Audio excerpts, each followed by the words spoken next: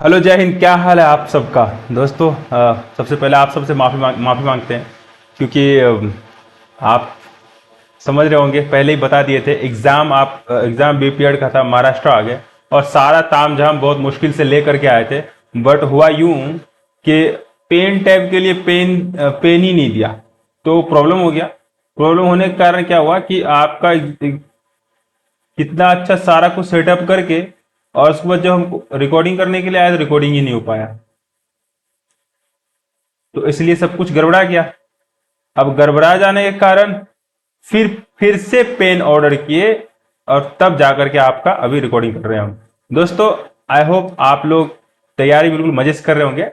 और अभी फिलहाल हम आपको जो एनसीईआरटी क्वेश्चन का जो बोले थे, आपको वादा किए थे कि एनसीईआरटी का देंगे, तो वो आपको लिए देंगे। ठीक है, 1 लाइन क्वेश्चन रहेगा और 10 सेकंड, देखिए 10 सेकंड आपका रहेगा और 10 सेकंड के अंतर्गत आपको सभी क्वेश्चन का उत्तर देना है। और हमें कमेंट में पता चली जाएगा कि कौन कितना सही कर रहे हैं, तो इससे हमें अंदाजा आ जाएगा। ठीक है, तो ये चीज आपको करना है। तो चलिए हम लोग क्वेश्चन की ओर बढ़ते हैं।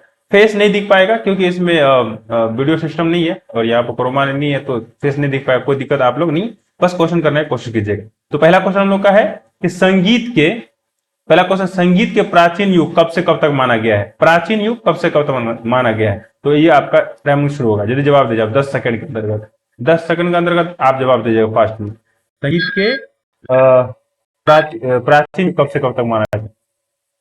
हो गया, आपका टाइम खत्म हो गया। आपका संगीत का प्राचीन युग दोस्तों एनसीईआरटी के थ्रू वैदिक काल से लेकर के 1200 ईस्वी तक, 1200 ईस्वी तक माना गया है। ठीक है, 1200 ईस्वी तक। ठीक है, आप लोग ध्यान रखिए। आप लोग जैसा कि जानते हैं कि संगीत के समय को 3 भागों में बांटा गया है। इतिहास को अगर देखते हैं 3 भाग में बांटता है। एक प्राचीन, 3 भाग में बांटा गया है। कौन कौन? एक प्राचीन हो गया, एक हो गया मध्य, और एक हो गया आधुनिक। तो ये तीनों भागों में आपका बटा गया। एक एक करके क्वेश्चन के थ्रू हम लोग इसको क्लियर करेंगे, क्योंकि इससे पता चल जाएगा ना आपको याद है कि नहीं, है कि नहीं। चलिए अगला क्वेश्चन देखते हैं हम लोग। अगला क्वेश्चन हम लोग का है कि नहीं, अभी रुक जा भाई साहब, टिक टिक घड़ी रुक जा भाई साहब, अभी नहीं चलना है आपको। तो चलिए भाई, तो क्वेश्चन आपका है कि संगीत में आधुनिक काल कब से कब तक माना जाता है? आधुनिक काल की बात हो रही है। पहले हम लोग प्राचीन देखा, अब आधुनिक काल। बताइए जल्दी से, 10 सेकंड आपके पास टाइम है। आधुनिक काल, संगीत में आधुनिक काल आपके पास 10 सेकंड का टाइम। जल्दी जवाब दीजिए, पास जवाब दीजिए। चलिए, आपका टाइम हुआ खत्म। आधुनिक काल के विषय में हम लोग जानते हैं। दोस्तों, अभी देखिए हम 3 भाग बांटे थे। तो प्राचीन काल कब से कब तक देखे, तो वैदिक काल से लेकर के 1200 ईस्वी तक हो गया। वहीं पर आधुनिक काल के विषय में अगर बात करें तो वो हो जाएगा 1801 ईस्वी से लेकर के, 1801 ईस्वी से लेकर के वर्तमान तक। क्योंकि और फिर अब अगला क्वेश्चन में आ जाएगा आपका, मतलब उसके बाद पूरा पूरा इसका डिस्कस भी कर लेंगे। ठीक है ना, तो ये तीनों भाग हम लोग देख लिए। चलिए आगे हम लोग क्वेश्चन करते हैं। अगला हम लोग का क्वेश्चन है कि संगीत के प्राचीन युग कब से कब तक माना जाता है? नहीं, संगीत के प्राचीन युग, अच्छा मध्य युग होना चाहिए यहाँ पर। तो यहाँ मध्य युग होना चाहिए, ध्यान रखिएगा। मध्य युग। तो ये चलिए ध्यान रखिए आप लोग। चलिए जवाब दीजिए आप लोग पहले। अब जवाब दीजिए, 10 सेकंड आपके पास समय, 10 सेकंड है आपके पास। 6, 4, जल्दी जवाब दीजिए। चलिए टाइम खत्म। मध्य युग की बात हो रही है।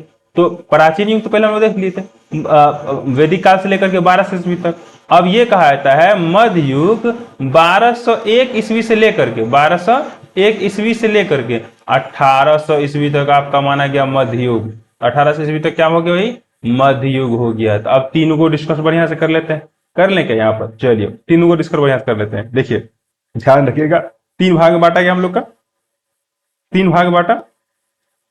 तो 3 भाग में बांट करके हम लोग अगर देखें तो हो गया ये प्राचीन हो गया, देखिए आपसे इतना तो हम उम्मीद कर ही सकते हैं। तो आप शुरू से लेकर अंत तक देखिएगा और सारा का कमेंट में जवाब दीजिएगा, ये तो उम्मीद कर ही सकते हैं। देखिए भाई, अभी आपका लास्ट टाइम है ना, आप थोड़ा सा केयरलेस, आप पे डिपेंड करता है कि आप केयरलेस हो या अपने ऊपर केयर करते हो, आप पे डिपेंड करता है। बट हमारी कोशिश देख, किसी किसी तरह से आपके पास हम कोशिश कर रहे हैं एनसीईआरटी का निचोड़ जो आपके हेल्प कर सकता है वो आपको दे। बस आप पे डिपेंड करता है कितना आप इसको बढ़िया वे में लेते हैं। ठीक है ना, तो चलिए देखते हैं हम लोग। प्राचीन हो गया, मध्य हो गया, और देखिए इसमें टाइम बिताने जितना बिताएगा टाइम वो अपना क्वेश्चन लग जाता है। देखते हैं ना कि जो अपना वाला रहता है तो जिसके पास जितना ज्यादा टाइम बिताया हुआ रहता है वो ज्यादा अपना अपना बुझाता है। जैसे आपके भाई हो गया, उसके साथ बचपन से खेले हुए रहते हैं, कहीं भी देखते वो अपना बुझाता है। कोई भी जिसके पास आप टाइम बिताते हो वो अपना रहता है, इसीलिए क्वेश्चन के साथ आप टाइम बिताइए। मध्य हो गया और ये हो गया आधुनिक काल, ये हो गया आधुनिक। एक हो गया प्राचीन, हो गया मध्य, हो गया आधुनिक, हो गया। ठीक है, ये बात हम लोग देख लिए।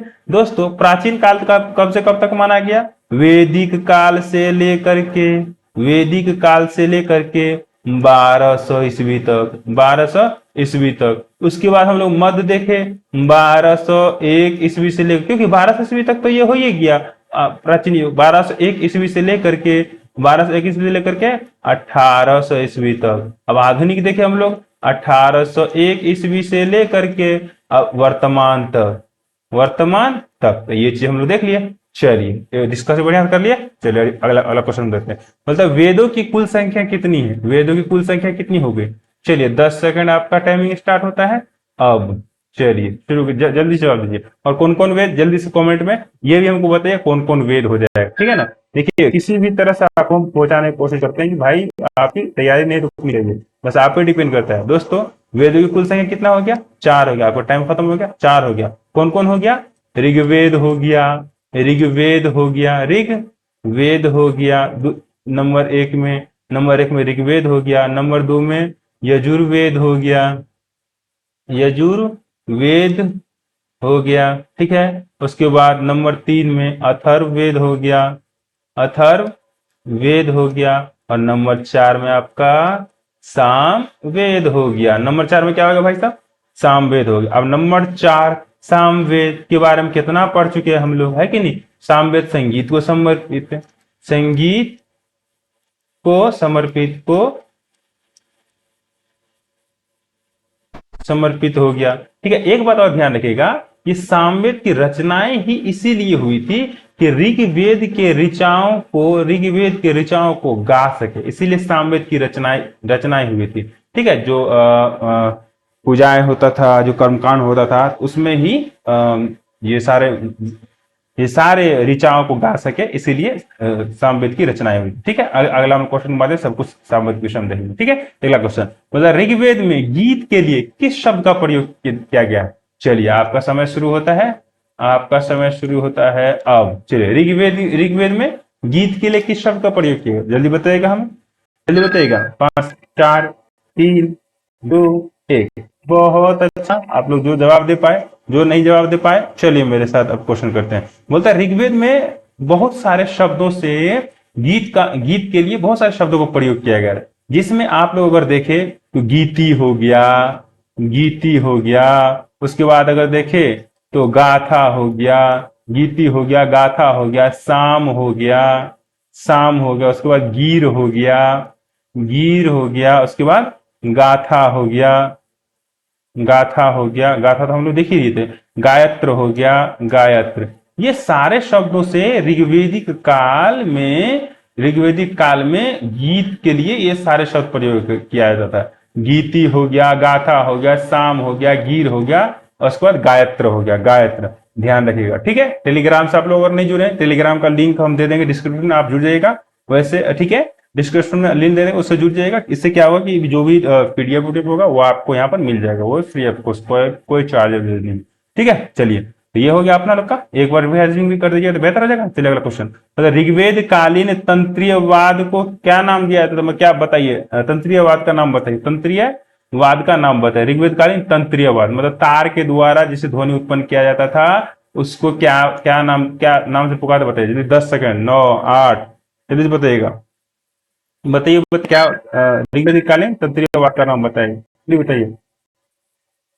वेरी गुड, खत्म आपका समय। तो भैया हो ऋग्वेदिक कालीन तंत्रीयवाद जो था उसी के विषय में बोलने के लिए बोल रहा है। तो कौन कौन हो जाएगा उसमें?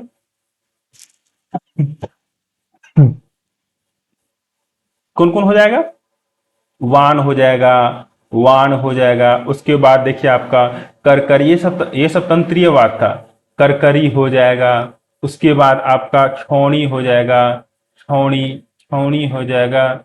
उसके बाद आपका गरगर हो जाएगा, गरगर। ये सारा आपका तंत्रीयवाद हो जाएगा, ऋग्वेदिक कालीन तंत्रीयवाद। ठीक है, आपको अगर लिखना है, रिवाइजिंग करना है, तो सबसे बेहतर तरीका है कि आप मेरे साथ बैठिए और जब जब हम बोलते थे आप रिवाइजिंग करते चलिए और लिखते चलिए। ये बेहतर ऑप्शन हो सकता है आपके लिए, डिपेंड करता है आप पे कितना सीरियस लेते हैं भाई साहब। लास्ट ऑप्शन है, थोड़ा सा व्यंग्य मत कीजिए, क्योंकि थोड़ी सी केयरलेस आप हमेशा के लिए कहते रहेंगे ओह यार, थोड़ा सा अगर हम पढ़ लिए होते, थोड़ा सा अगर देख लिए होते राइटर क्लास, तो इतना मिस नहीं करते। ठीक है, तो नीचे आप लोग ध्यान रखिएगा।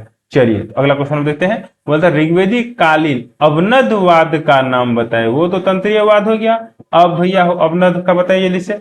अवनद का 10 सेकंड, 10 सेकंड, जैसे क्वेश्चन आए खटाक खटाक आप जवाब देना शुरू कर दीजिए। ठीक है, 10 सेकंड आपके बीच। 9, 8, जल्दी बताइएगा। अवनदवाद का नाम बताइए लिसे।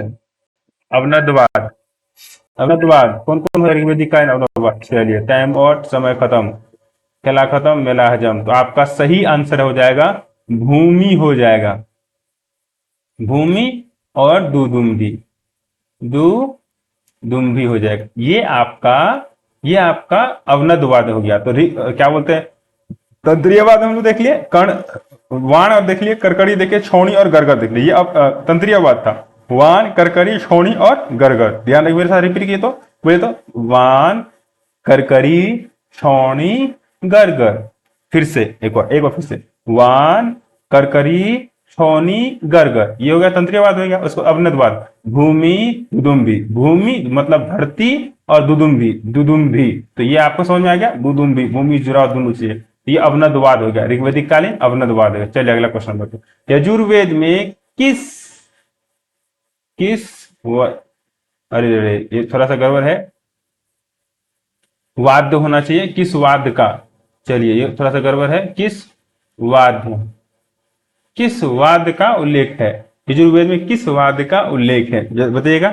यजुर्वेद की बात हो रही, क्योंकि यजुर्वेद तो तंत्र मंत्र के लिए फेमस है, मतलब कि संगीत के लिए नहीं फेमस है। लेकिन फिर भी अगर संगीत से जुड़ा हुआ कोई बातें उसमें है, तो आई थिंक इसको सीरियस वे में लेना चाहिए। इसीलिए आपके बीच इसका कौन से जुड़ा हुआ क्वेश्चन है। बताइए यजुर्वेद में किस वाद्य का प्रयोग है। आपके लिए 10 सेकेंड, जल्दी जल्दी बताइएगा आप। आपके लिए 10 सेकेंड। 9, 8, थर्ड पर बताइए, फास्ट में, फास्ट में बताइए। टाइम खत्म। चलिए आपका सही आंसर हो जाएगा इसका, सही आंसर क्या हो जाएगा, हो सही आंसर आपका हो जाएगा भूमि हो जाएगा। यजुर्वेद की बात हो रही है यहाँ पर, भूमि हो जाएगा, दुदुम्भी हो जाएगा, दुदुम्भी हो जाएगा। उसके बाद आडंबर हो जाएगा, आडंबर, आडंबर हो जाएगा। चलिए ये बात आपको हो गया, ये यजुर्वेद में मिला था। अगला क्वेश्चन बोलता है यजुर्वेद में किस सुशीरवाद का उल्लेख मिलता है। भैया हो यहाँ सुशीरवाद की बात हो रही है, सुशीरवाद की बात हो रही है, जल्दी से बताइएगा। और वो भी यजुर्वेद में। 10 सेकेंड आपके बीच, ये रहा, टाइम शुरू होता है अब। चलिए बताइए जल्दी से। सुशीरवाद की बात हो रही है, सुशीरवाद, सुशीरवाद तो सबसे प्राचीन कौन सा हो जाएगा, बताइए जल्दी से, जल्दी जल्दी बढ़ गया। बहुत अच्छा, बहुत अच्छा आप लोग जवाब करते हैं। लेकिन शंख हो जाएगा, शंख हो जाएगा। देखिए आप ना जितना इसको क्लास के वे में लीजिएगा, ऑनलाइन हम लोग बहुत जुड़ेंगे, बहुत बहुत जल्दी जुड़ेंगे। और आपसे ये भी हम वादा करते हैं कि हम लोग जब ऑनलाइन अब फिर से जब हम अपने घर पे जाएंगे और स्टूडियो के पास जाएंगे अपना, तो आपको बहुत अच्छा तरीका से आपको फिर से कम 3 टाइम की क्लास मिलेगा आपको। तो आप लोग कौन कौन तैयार हैं कमेंट में जरूर बताइएगा।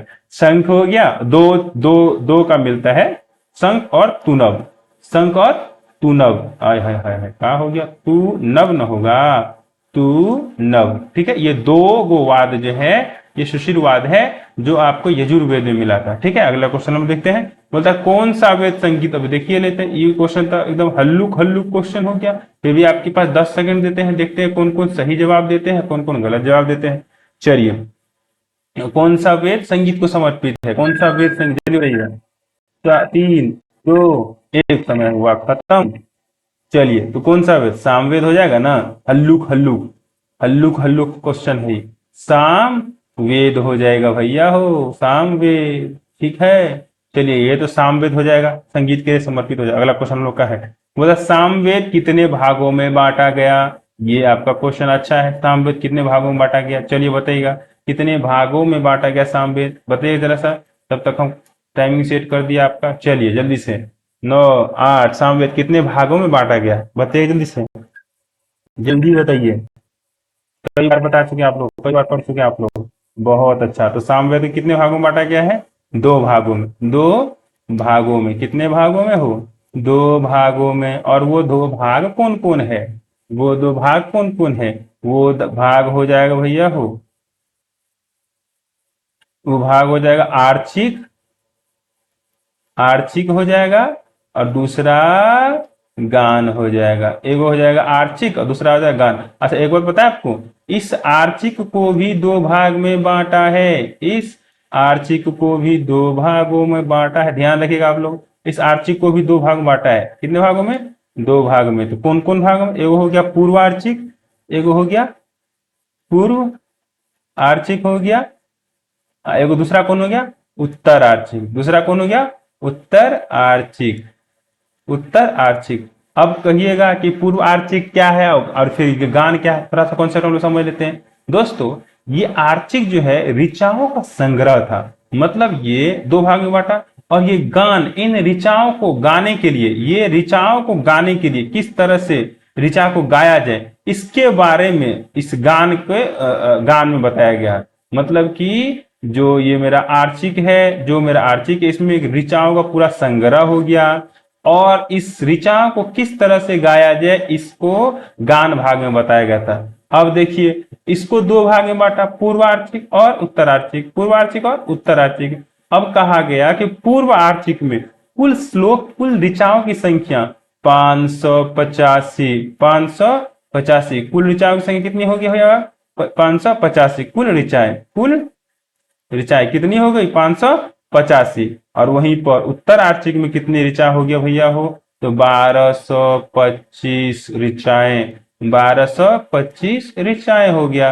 हाय ध्यान रखिएगा, ये थोड़ा सा हो गया, 1225 ऋचाएं हो गया, ठीक है। तो चलिए ये बात को ध्यान रखिए आप लोग, कॉन्सेप्ट के साथ हम लोग पढ़े, ठीक है। अब बताइए गान का कितने प्रकार, जल्दी बताइएगा तो इसका आंसर, गान का कितने प्रकार, गान का कितने प्रकार है। ये टाइमिंग आपका लग गया 10 सेकेंड, आप लोग जवाब कीजिए खट खट।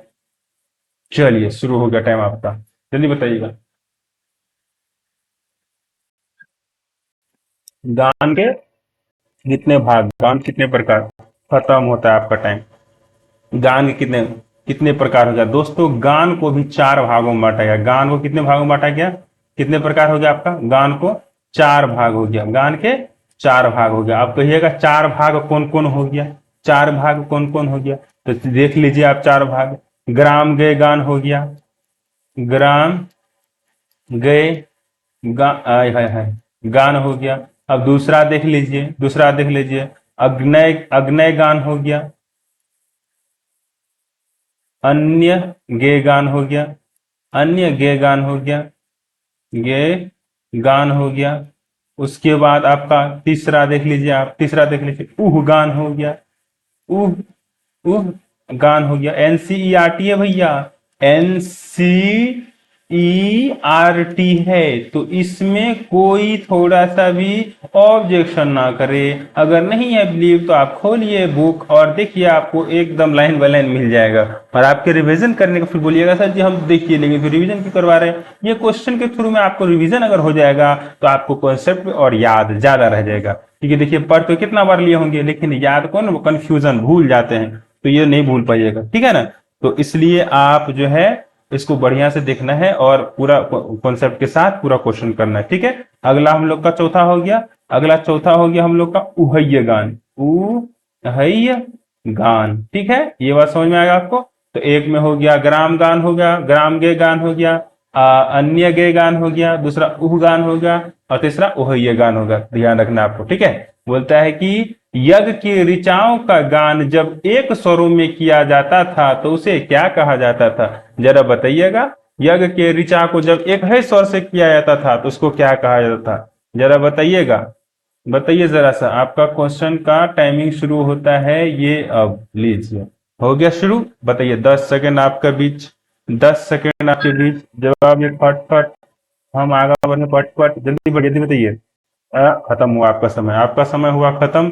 तो दोस्तों जब एक ही स्वर से, जब देखिए यो ऋचाओं का गान होता था तो पहले 3 स्वर का विकास हुआ था, ठीक है। तो तीनों स्वर में से जब तीनों स्वर उदांत, अनुदांत और स्वरित हो गया, तीनों स्वर कौन हो गया, उदान तंदा स्वर हो गया। जब तीनों स्वर में से एक ही स्वर से जब गाया जाता था उसको क्या कहा जाता था, उसको कहा जाता था आर्चिक। क्या कहा जाता था, आर्चिक। ठीक है, आर्चिक।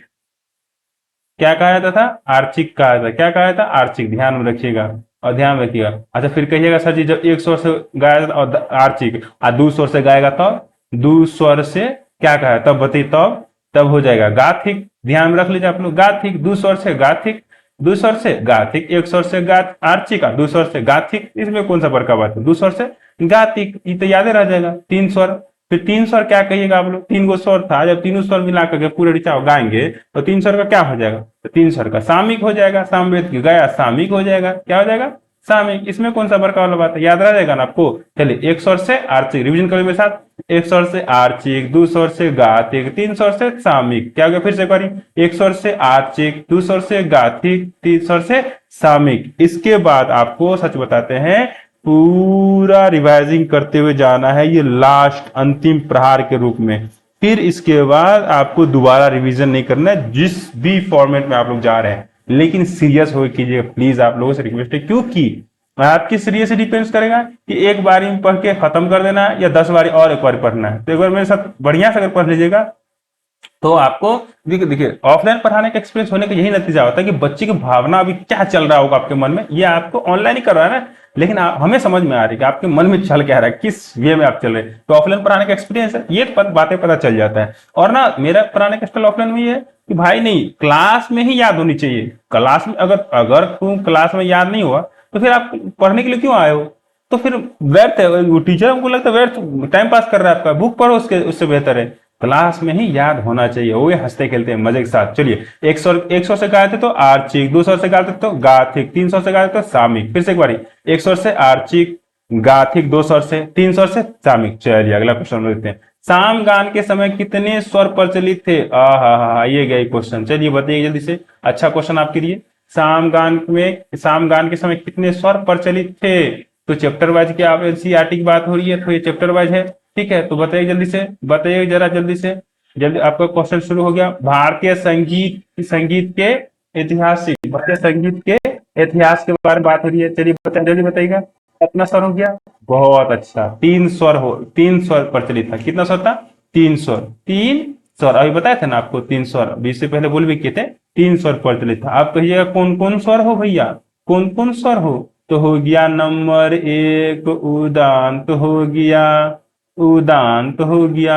अब कहिएगा नंबर दो कौन सा हो गया हो, अनुदांत हो गया, अनुदांत हो गया। ये तो याद होगा आप लोग का ना, पक्का याद होगा, हमें विश्वास है। और जिसको याद नहीं मेरे साथ तो याद हो ही जाएगा। स्वरित हो गया, स्वरित हो गया। आप लोग जवाब दीजिएगा, अभी नहीं मुस्कुरा मुस्कुरा देख करके बस छोड़ दीजिएगा, जवाब देना है आप लोग को। इसी से पता चलेगा हमको कि भाई आपकी किस लेवल की तैयारी में क्या और आप लोग के लिए हमें करना है।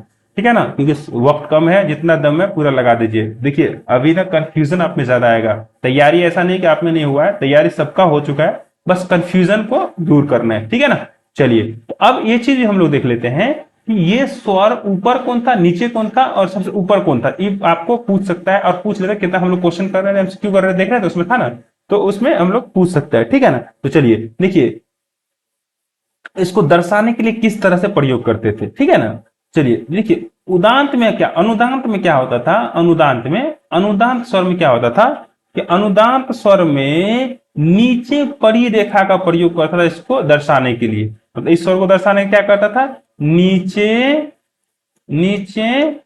परी रेखा का प्रयोग दर्शाने के लिए। ठीक है, नीचे परिरेखा का प्रयोग दर्शाने के लिए। ठीक है, तो नीचे परिरेखा का प्रयोग करें इसको इस स्वर को दर्शाने के लिए। ठीक है, स्वरित में और हो गया स्वरित। फिर स्वरित में क्या होगा भैया, जब अब बोलिएगा भैया कि चलिए अनुदान स्वर को तो हम चीन गए, अनुदान स्वर को तो हम चीन गए, लेकिन फिर स्वरित स्वर को पहचानने के लिए किस तरह से प्रयोग करते थे ये बताइएगा हमको। ठीक है ना, चलिए बताइएगा जरा सा।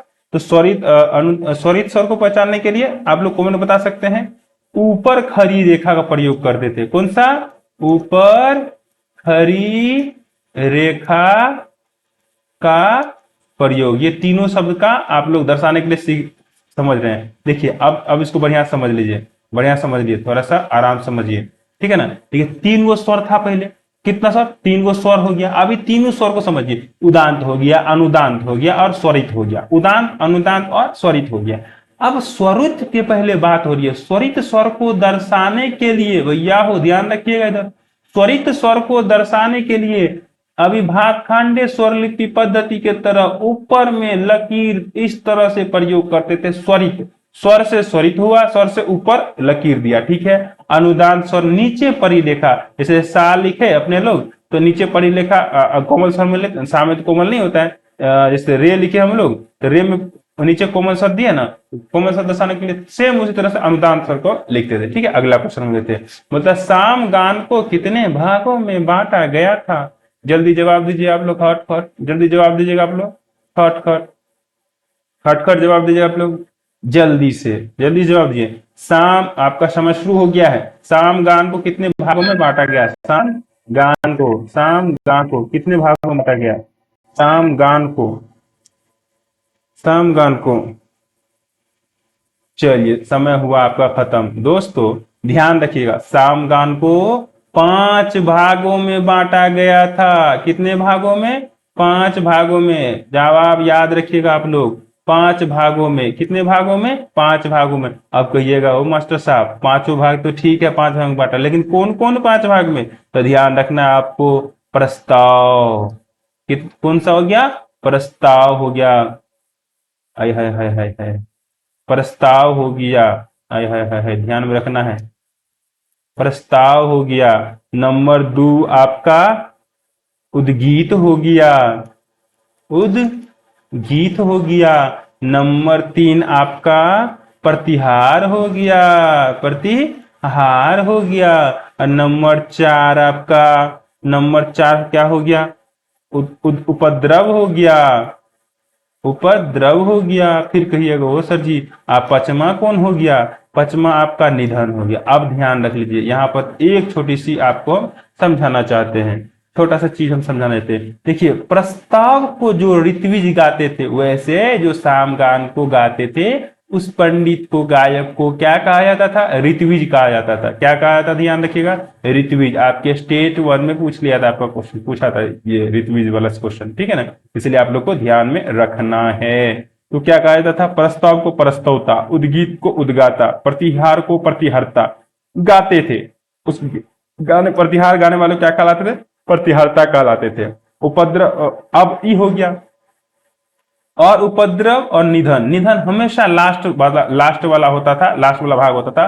तीनों मिल करके इन निधन को गाते थे, और उपद्रव को भी तीनों मिल करके गाते थे। जो मुख्य जो प्रस्ताव उद्गीत करते, शुरुआत करते थे उद्गाता, ठीक है, ओम या हुम से शुरू करते थे, उद्गीत, उद्गीत, उद्गाता, ठीक है। चलिए ये बात आपको समझ में आ गया होगा। अगला क्वेश्चन आपको पूछेगा, साम गान के गायक अथवा पंडित को, चलिए आ ही गया, बताइएगा आंसर, बताइएगा आंसर। आपका पास तो क्वेश्चन ऑट ही हो गया है, नीट से भी ज्यादा ऑट हो गया।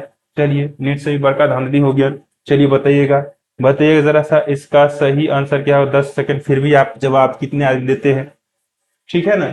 चलिए बताइएगा, बताइए जल्दी से, जल्दी बताइएगा, बताइए जरा सा क्या सही आंसर। खत्म, आपका समय हो गया खत्म। क्या हो जाएगा आपका? हो ऋत्विज। सही आंसर क्या हो जाएगा? ऋत्विज। क्या हो जाएगा? सही आंसर क्या हो जाएगा? ऋत्विज। क्या कहलाता था? ऋत्विज, ऋत्विज। ध्यान रखिएगा ना आप लोग, चलिए ध्यान रखना आप लोग को, ऋत्विज हो जाएगा। अगला क्वेश्चन आप लोग के बीच हो गया, सामगान के प्रमुख कितने ऋत्विज थे? बढ़िया से बताइएगा। चलिए आपका बहुत अच्छा क्वेश्चन है, अभी हम कॉन्सेप्ट में बताएं आपको। चलिए 10 सेकंड आपके बीच रहा। सामगान कितने ऋत्विज थे? जल्दी बताइए, जल्दी बताइए। खत्म हुआ, ले खत्म हो गया, जा समय खत्म हो गया। फिर भी आपका जवाब हम देते हैं, देखते हैं, ठीक है ठीक है। आप लोग कौन कौन जो जवाब नहीं दे पाए, चलिए ध्यान रखिएगा। तो सामगान में दोस्तों कुल मुख्य ऋत्विज थे कितने? 3 हो गया। अभी जैसे कि हम बताए वो किए थे इन, देखिए ध्यान रखिए आप लोग, इन पांचों भाग को, इन पांचों भाग को, ये 5 भाग होता है अभी, प्रस्ताव, उद्गीत, प्रतिहार, उपद्रव और निधन। फिर से एक बार मेरे साथ रिपीट कीजिए तो प्रस्ताव, उद्गीत, प्रतिहार, उपद्रव और निधन। एक बार फिर से, एक बार फिर से, एक बार। प्रस्ताव, ठीक है, उद्गीत, ठीक है, प्रतिहार, ठीक है, उपद्रव, ठीक है, निधन। ये 5 गो भाग हुए। इतना बउआ नुन्नू की तरह आप वो जमाना थोड़ी रहा, आजकल क्या हो गया, एडवांस हो गया। हाँ हाँ, ठीक है ठीक है ठीक है ठीक है। तो लेकिन सच्ची बताऊं, जो सही मजा है ना वो बउआ नुन्नू करके ही पढ़ने वाला, चाहे हम बड़े हो या छोटे। मतलब वो कभी कभी याद आता है कि हाँ हाँ, इसी तरह से अगर पढ़ने को मिले तो मजे से हम लोग पढ़ने, समय का पता नहीं भाई। आदमी कितना बड़ा हो जाए पर नेचर और सिग्नेचर तब बदलता है जब कोई ना कोई बहाना हो उसमें। मतलब कोई ना कोई जरूर उसमें ऐसे नेचर बदलता है जब उसमें ठोकर लगता हो, और जब सिग्नेचर में जब चोट लगता हो। तो हम लोग के पास ऐसा भी कुछ नहीं है, तो इसीलिए हम लोग नेचर और सिग्नेचर बदलता नहीं है। और हम तो कोशिश करते हैं कि बड़ा भी हो जाए लेकिन बचपना मेरे अंदर से नहीं, क्योंकि बच्चे सबसे अच्छे हैं। बच्चे सच बोलते हैं, झूठ नहीं बोलते हैं। इसीलिए कोशिश करता है कि बचपना रहे अपने अंदर। बाद बाकी देखते हैं कहाँ तक हो पाता है। चलिए, मुख कितने ऋत्विज हो गए? 3 गो ऋत्विज। अब कहिएगा सर जी हो कि 3 तो ऋत्विज समझ गए, लेकिन ये तीनों ऋत्विज कौन कौन हो गया हो? तो हम बताए थे नबी, परस्तोता, परस्तोता हो गया, नंबर 1 हो गया परस्तोता। नंबर 2 हो गया हो उद्गीत, नंबर 2 हो गया उद्गीत, अभी बताए थे ना, अभी उद्गीत हो गया, ठीक है। और नंबर 3 हो गया आपका प्रतिहार, प्रतिहार, प्रति। आप कहिएगा हो सर जी, ई पहले हमको बताइए कि ई जो गाता था तो कौन कौन? परस्तोता क्या गाता था? देखिए, प्रस्तोता प्रारंभ करता था, वहां थोड़ा सा मिस हो गया था। हम जो पहला क्वेश्चन डील किए थे, उद्गीत बता दिए थे, तो वो माफ कीजिएगा, थोड़ा सा इस करेक्ट कर लीजिएगा, ठीक है। प्रस्ताव पहला भाग में प्रस्ताव कंफ्यूज हो गया तो वहां पर, इसीलिए थोड़ा सा हो गया था, है ना। चलिए, होता है कभी निकल मिस्टेक से। तो प्रस्ताव हो गया आपका। प्रस्ताव पहले शुरुआत करते थे, मतलब प्रस्तोता जो होता था पहले शुरुआत करता था, और ये शुरुआत हुम से करते थे।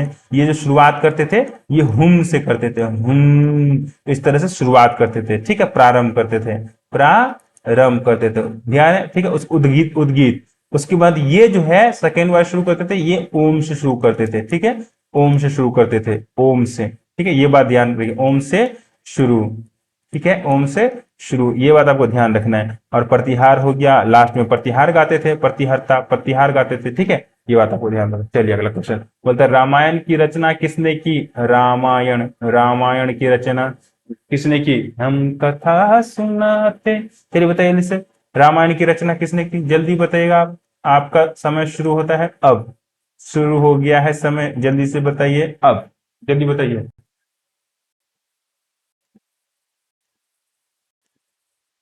लीजिए, समय हुआ खत्म, लेकिन आप लोग जवाब भी बहुत अच्छा करते हैं। हमें लग रहा है कि लाइव ही जुड़े हुए हैं, बस आप लोग सच्ची बतले लाइव जुड़े हुए हैं।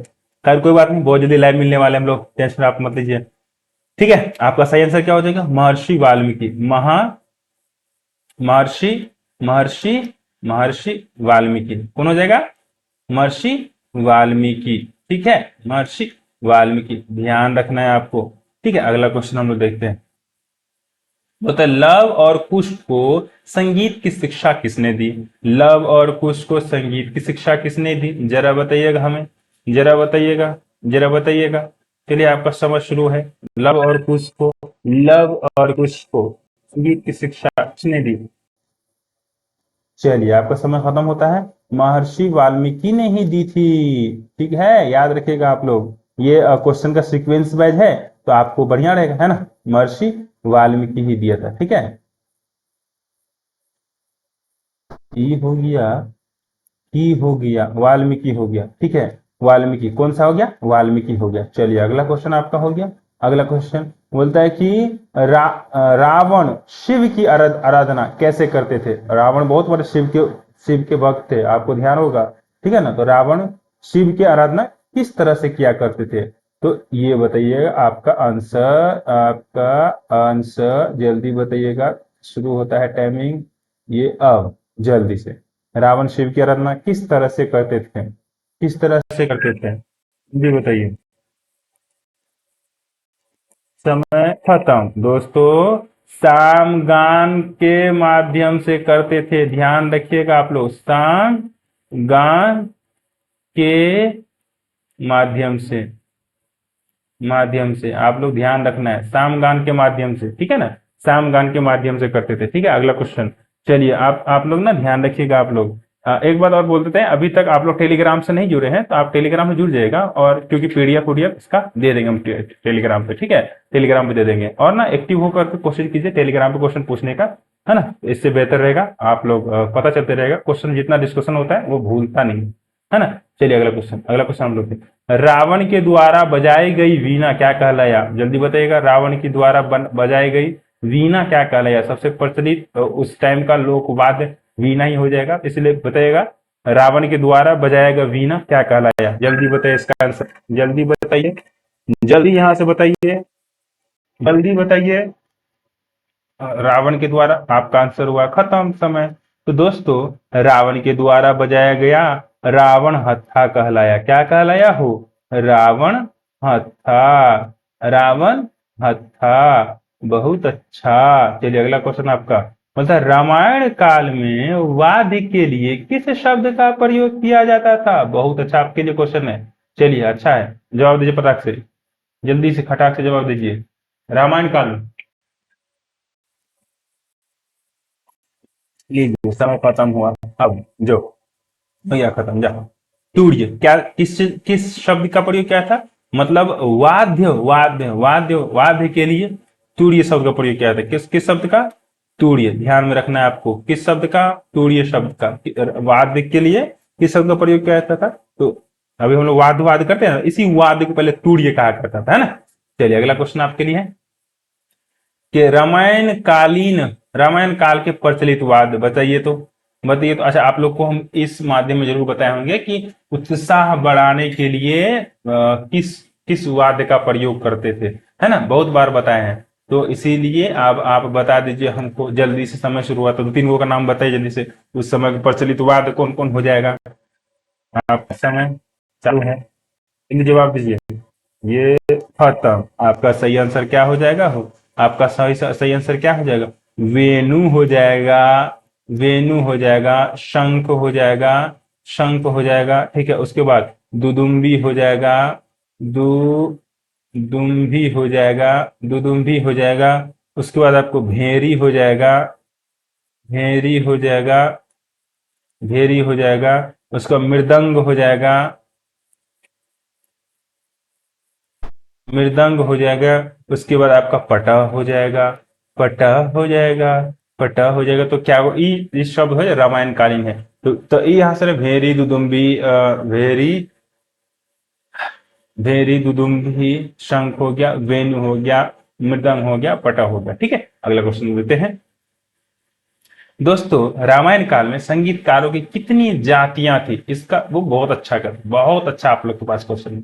जिसको जो अच्छा है ना उसको अच्छा कह दिया करते, आप लोग उसको फोकस कर दिया कीजिए, इसको वेरी वेरी इंपॉर्टेंट कर लीजिए। वी आई कर लीजिए, इसको वेरी वेरी इंपॉर्टेंट कर लीजिए इस क्वेश्चन को। बहुत अच्छा क्वेश्चन, रामायण का संगीतकार यहाँ से पूछ सकता है। चलिए आपका समय शुरू होता है अब, बताइए जल्दी से, कितने जातियां थी, कितनी जातियां, जल्दी बताइएगा, बताइए जल्दी से, बताओ, याद है? चलिए आपका समय खत्म होता है।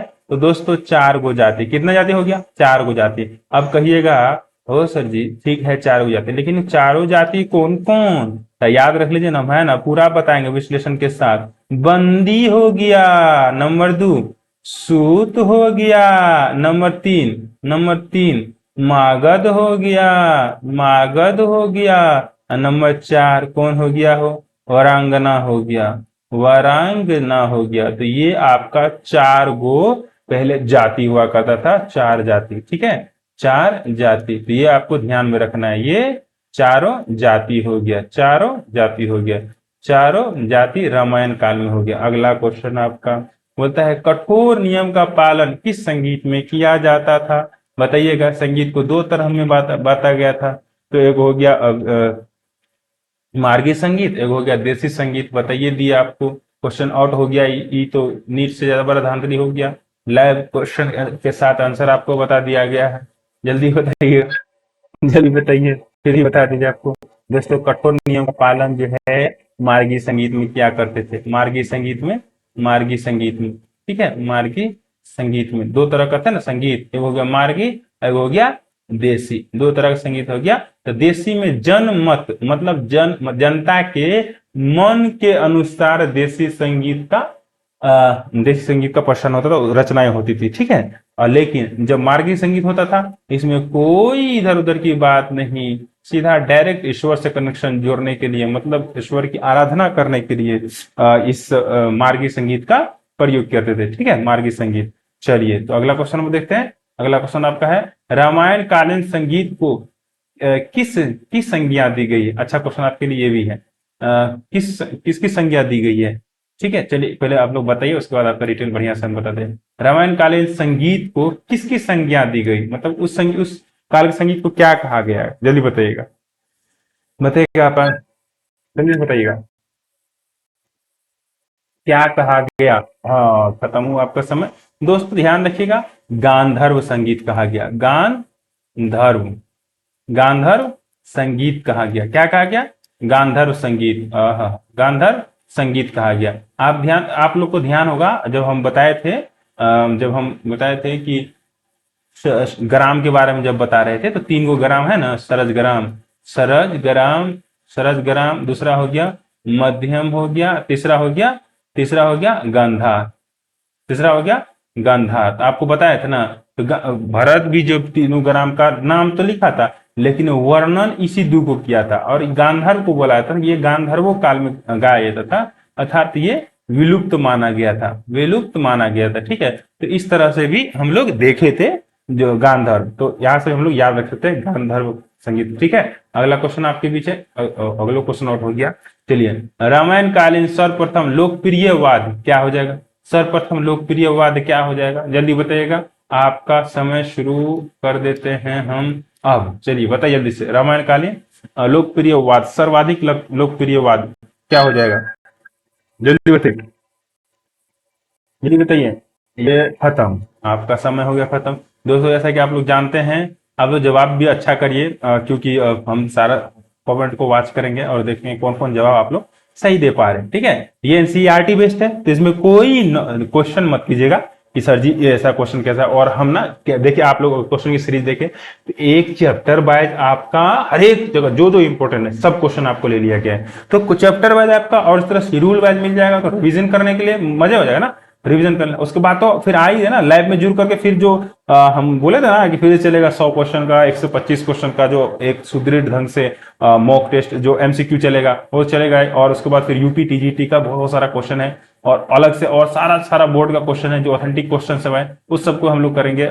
5 तारीख से लोग हम लोग लाइव आएंगे। बाद में अभी जब तक एनसीईआरटी, तब तक हम कोशिश करें 5 तारीख से पहले हम कोशिश करेंगे पूरा एनसीईआरटी को इस तरह से इस फॉर्म में आपके बीच हम दे दें, और आप ना इसको रिवीजन करें, ठीक है। टेलीग्राम से जुड़ जाइए, पीडीएफ भेज देंगे, रिवीजन करने के लिए बेहतर होगा, ठीक है। तो रामायण कालीन सर्वप्रथम लोकप्रिय वाद हो जाएगा, कौन हो जाएगा, रामायण कालीन सर्वप्रिय लोकप्रिय वाद कौन हो जाएगा भैया, हो तो वीणा हो जाएगा, वीणा, वीणा, वीणा, है ना, कौन सा हो जाएगा, वीणा, वीणा पाणी किसे कहा जाता है, बताइए जल्दी से, हिंदी का हो जाएगा। चलिए अगला क्वेश्चन, तंत्रवाद और अपनद्वाद का वादन जिससे किया जाता था, जिससे किया जाता था, उसे क्या कहा जाता था, जिस जिससे किया था, मतलब तंत्रीयवाद और अपनत्ववाद। जैसे अभी नहीं होता है कि जावा से किया जाता है, या और सारे जो तंत्रीयवाद का वादन किया जाता है, लेकिन उस समय के तंत्रीयवाद और अवनदवाद का वादन जिसे किया है उसको क्या कहा जाता था। अच्छा क्वेश्चन आपके लिए, इसको भी वीवीआई कर लीजिएगा, वीवीआई कर लीजिएगा, वीवीआई कर लीजिएगा, जल्दी बताइएगा इसका आंसर। अब बताइए जल्दी से, ये समय खत्म हो, अब बहुत अच्छा। देखिए दोस्तों, आपका सही आंसर क्या हो जाएगा, कौन हो जाएगा, क्या हो जाएगा सही आंसर, कौन हो जाएगा, क्या हो जाएगा, याद रखिए क्या हो जाएगा, कौन हो जाएगा। चलिए बहुत अच्छा।